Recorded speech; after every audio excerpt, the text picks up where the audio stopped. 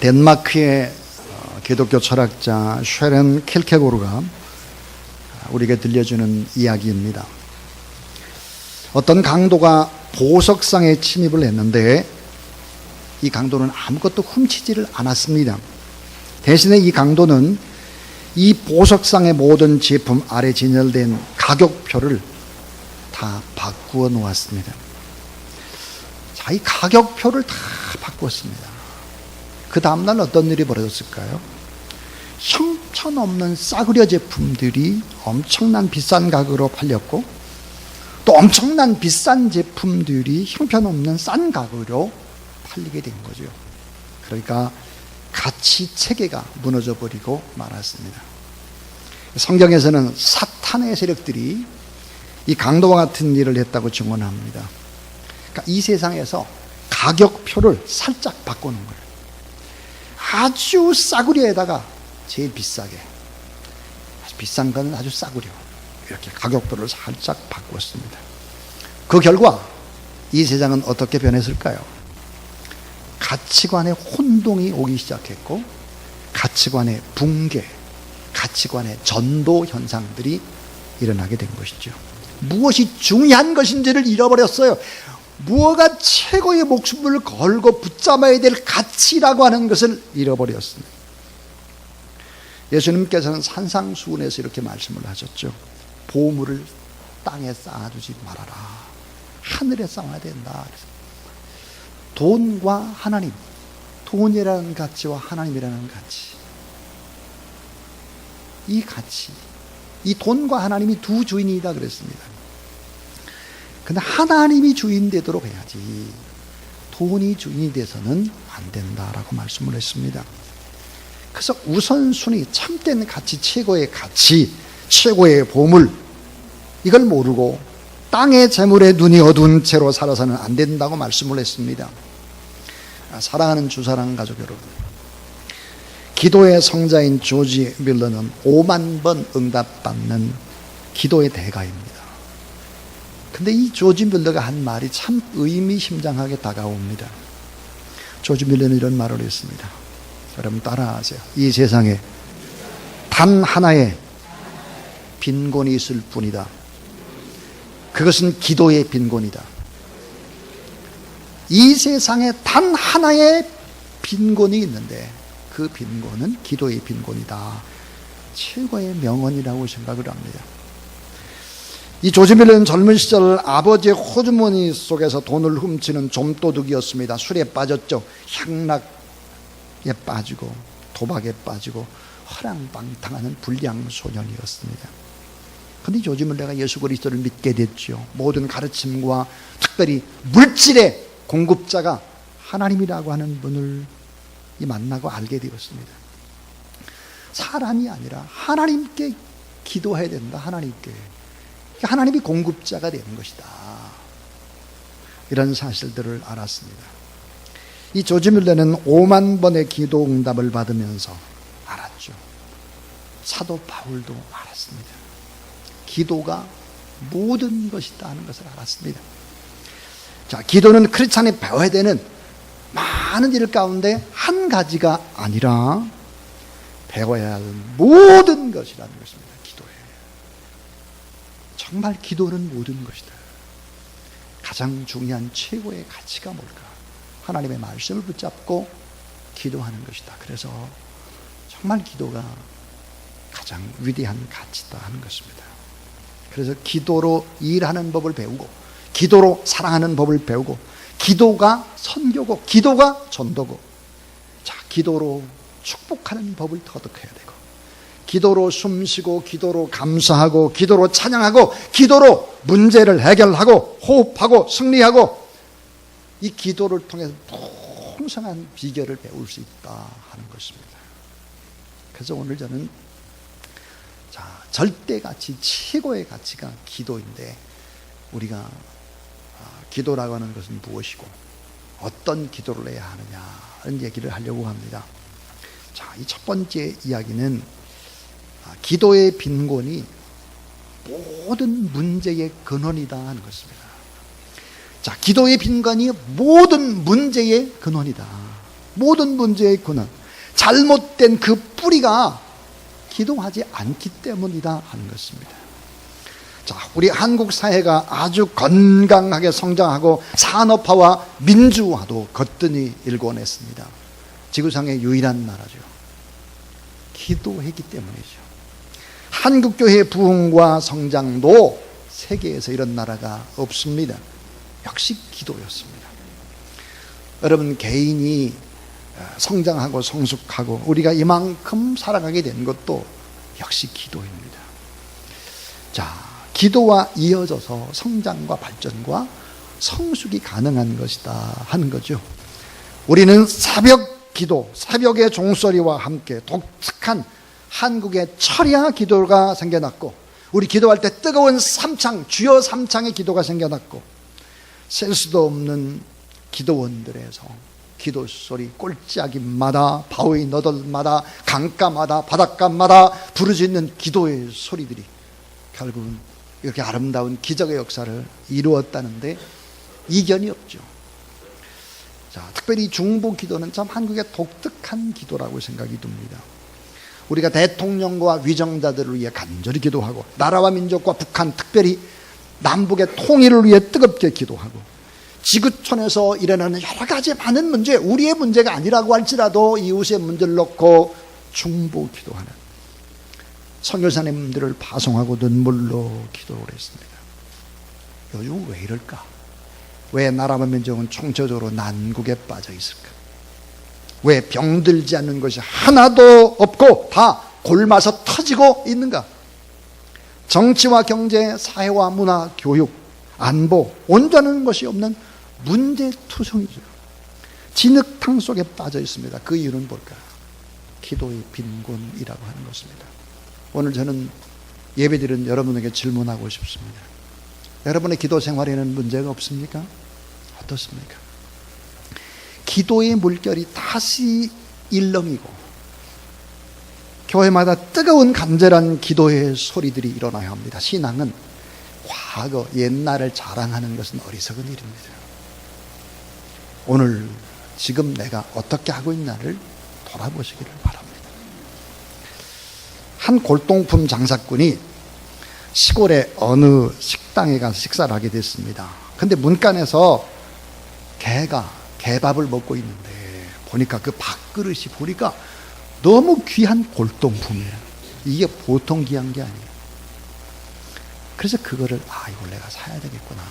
그런데 밥그릇을 사자고 하면 이게 안 될 것 같고, 일단 개를 사자고 해야 되겠다. 개를 사고, 그리고는 별 볼이 없는 개를 후하게 돈을 주고 사고, 그리고는 개 샀으니까 밥그릇도 달라고 해야 되겠구나, 이렇게 생각을 한 것입니다. 자, 그래서 개를 샀습니다. 비싼 가격에. 이제 밥그릇만 손에 넣으면 되죠. 그래서 이제 골동품 장사꾼이 이렇게 말했습니다. 주인장, 그 개밥 그릇까지 끼워서 삽시다. 그러자 주인이 하는 말이 재미가 있습니다. 주인이 이렇게 말했습니다. 안 됩니다. 그 밥그릇 때문에 개를 10마리도 더 팔았습니다.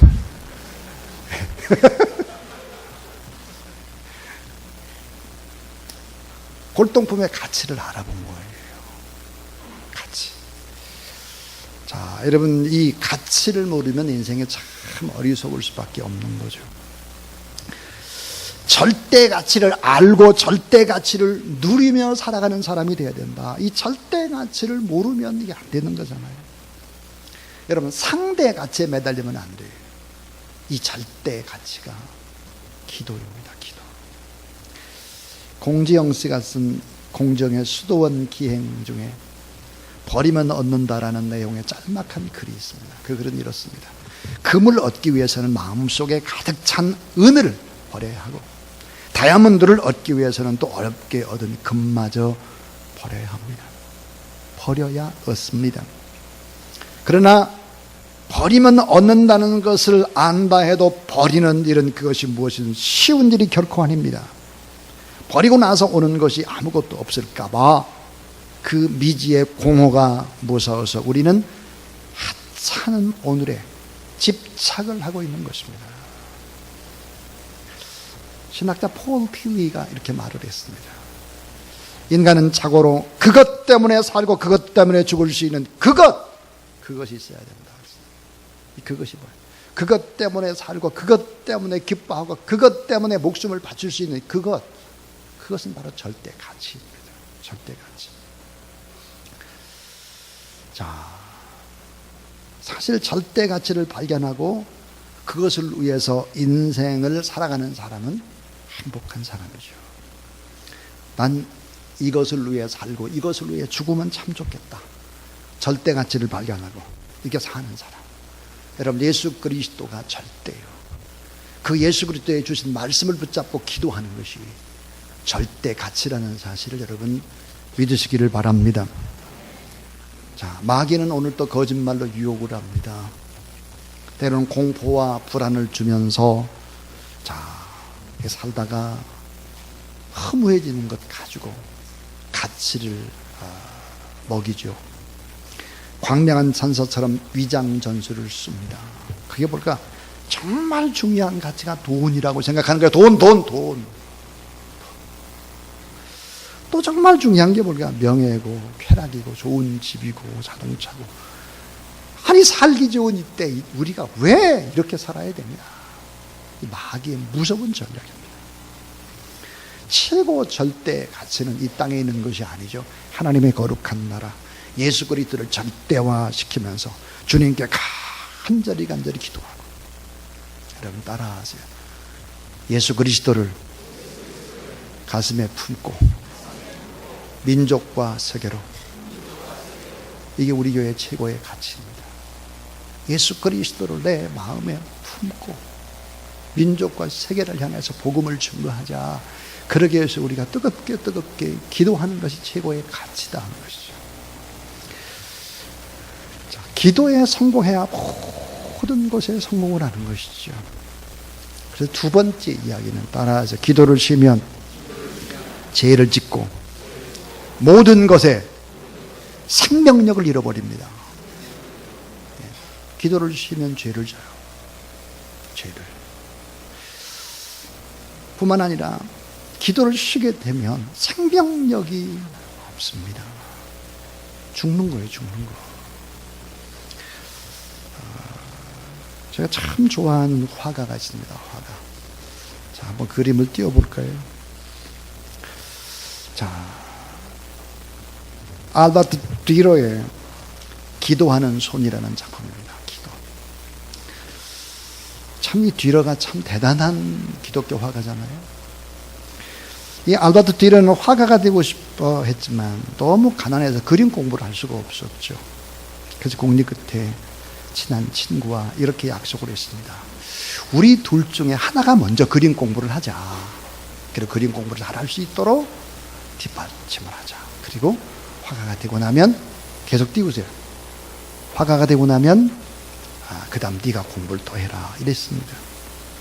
그래서 디로가 먼저 그림 공부를 하게 되고 친구는 돈을 벌기로 했죠. 이렇게 몇 년 동안 친구는 열심히 일을 해서 디로의 뒷바라지를 낸 것입니다. 드디어 디로는 친구의 도움을 받아서 미술학교를 무사히 마치게 됐죠. 그가 학교를 졸업할 즈음에 그의 그림도 하나 둘씩 팔리기 시작했습니다. 학교를 졸업한 이 디로는 친구가 일을 하는 식당으로 찾아갑니다.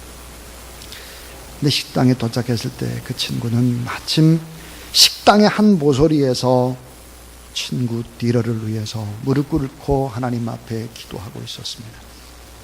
기도는 무릎 꿇고 기도하는 이 친구의 기도 소리를 들었죠. 디로가 이렇게 기도하고 있습니다. 주님, 저의 손은 이미 식당의 일과 여러 가지 굳은 일로 너무 굳어져 있습니다. 그림을 그리는데 못 쓰게 되었습니다.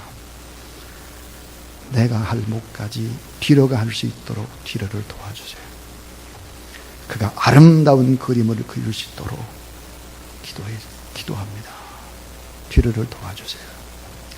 자, 이 모습을 지켜보던 이 디로는 바로 그 자리에서 기도하는 친구의 손, 기도하는 친구의 손을 그렸습니다. 저는 종종 제 방에서 뒤로의 그림, 뒤로의 판화를 보곤 합니다. 뒤로의 친구, 그 이름은 알려지지 않았죠. 결국은 기도하는 사람이 결국은 위대한 뒤로를 만들어내게 된 것입니다. 여러분, 기도는 정말 위대한 거죠. 기도를 쉬면 죄를 짓는 거예요. 기도를 쉬면 모든 것들이 다 생명력을 잃어버립니다. 어머니 아버지가 자녀의 이름을 부르면서 간절히 기도할 때 그 자녀가 살아나는 것이지, 기도하지 않게 되면 그 자녀가 생명력을 잃어버리는 거예요. 생명력. 구약 성경에서 사무엘은 이렇게 말을 합니다. 나는 결단코 기도를 쉬는 죄를 범하지 않겠다 그랬습니다. 킬케고르는 이런 말을 했습니다. 기도는 영혼의 호흡입니다. 왜 기도해야 하느냐는 이 질문은 왜 숨을 쉬느냐, 이 질문과 같은 것입니다. 영혼의 호흡이죠. 여러분, 호흡을 하지 못하면 죽는 거죠. 죽어가는 것입니다. 500년 전에 종교개혁의 시초를 제공했던 독일의 신학자 마르틴 루터가 남긴 명언입니다. 지금도 참 가슴 절절히 와닿는 명언이죠. 요즘 나는 너무 바빠서 하루에 3시간 기도합니다. 만약 내가 너무 바쁘다는 핑계로 1시간조차 기도하지 못한다면 그날의 승리는 하나님이 아니라 마귀에게로 돌아가고 맙니다. 그랬습니다. 미국의 시카고에 가면 윌로 크릭이라고 하는 좋은 교회가 있죠.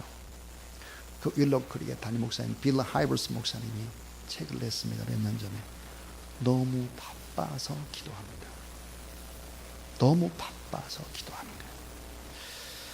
이 기독교인들에게서도 기도라고 하는 것은 선택이 아니라 필수고 평생을 거쳐 수행해야 될 과제죠. 여러분 따라하세요. 모든 것은 기도로 출발해야 합니다. 모든 것은 기도로 출발해요. 기도로. 자, 성경에 보니까 무엇이든지 구하라. 무엇이든지. 원하는 것을 무엇이든지 믿고 구하라. 간절히 구하라. 감사함으로 구하라. 두 사람이 합심해서 기도해 봐라. 응답이 안 될 이유가 없다. 그래요. 요한복음 15장 7절. 너희가 내 안에 거하고 내 말이 너희 안에 거하면 따라하세요. 무엇이든지 원하는 대로 구하라. 그래야면 이루리라. 자, 요한복음 14장 13절 14절에 보니까 내 이름으로 무엇인 내게 구하면 내가 시행하리라. 요한일서 5장 14절에 보니까 그의 뜻대로 무엇을 구하면 들으심이라. 요한일서 3장 22절에 보니까 무엇이든지 구하는 바를 그에서 받나니 무엇이든지 기도하고 구하는 것은 받은 줄로 믿으라. 그러면 그대로 되리라. 그래. 무엇이든지 하나님 앞에서 무엇이든지 기도하라. 여러분 뭐든지 기도해도 좋습니다. 뭐든지. 예를 들어서 하나님 집 사게 해주세요. 하나님 승진하게 해주세요. 하나님 우리 자녀 잘 되게 해주세요. 막 이런 기도 아무거나 해도 돼요. 근데 이런 기도를 하다 보면 하나님께서 기도를 정리해 주십니다. 정리. 뭐가 제일 중요한 기도인지 깨닫게 하면서 기도를 교정해 주면서 또 결국은 기도하는 과정 속에서 제일 중요한 게 우리 자신을 고치는 거죠. 하나님께서 우리 자신을 고치면서 기도에도 응답을 해주시는 거 여러분 믿으시기를 바랍니다. 자, 세 번째 마지막 이야기입니다. 따라하세요. 기도하여 얻은 복은 세상에서 얻는 복과는 다릅니다. 자, 기도해서 얻는 복은 세상에서 그냥 얻는 복과는 다르다는 거예요. 오늘날 현대인들은 삶이 고단합니다. 너무 바쁘죠. 그래서 기도를 쉬는 죄를 범하죠. 기도를 게을리합니다. 게을리. 자, 기도하면 어떤 기적이 일어날까? 기도하면서 얻은 복은 세상의 복과는 다르다는 거예요. 세상의 복과는. 전 하나님 앞에 참 기도하면서 하나님, 저 기업은 정말 일어나야 합니다. 저 기업은 정말 회복되어야 합니다. 저 가정은 이 문제가 꼭 해결되어야 합니다. 하나님 앞에 매달려 기도하곤 합니다. 지난주였습니다. 지난주에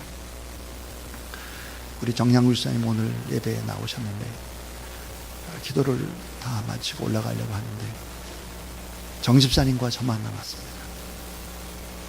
제가 정 집사님 곁으로 가서 기도를 했습니다. 그리고 물었습니다. 어떻습니까? 요즘 그랬더니 대답을 이렇게 하셨습니다. 목사님, 새해 들어서는 여러 가지 좋은 일들이 생겨나고 있습니다. 좋은 일들이.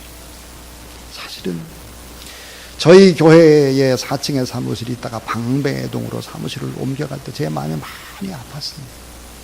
왜냐하면 늘 기도하는 집에 있어야 하기 때문이죠. 기도하는 집에. 방배동에 큰 꿈을 꾸고 가서 몇 년 동안 고생을 했는데 단 한 건도 하지를 못한 거예요. 다시 돌아왔어요. 기도의 자리. 하나님이 이 일을 하실 줄로 믿습니다. 저는 믿습니다. 다 기도하여 얻은 복은 세상에서 얻는 복과는 다르다. 기도하면 어떤 기적이 일어날까? 세상의 복과 다른 뭔가가 있습니다. 기도해서 얻는 복은. 자, 기도의 무릎을 꿇게 되면 막혔던 하늘의 문이 열린다. 하늘의 문. 답답했던 삶 속에 환한 빛이 들어오기 시작을 하고 신기하게도 불가능한 일들이 풀려가기 시작하더라 하는 거죠. 또 기도하는 동안에 온갖 문제의 해결책이 지혜가 하나님께 주신 분별력이 기도하는 동안에 떠오르는 거죠. 신비한 하나님의 섭리가 일어납니다.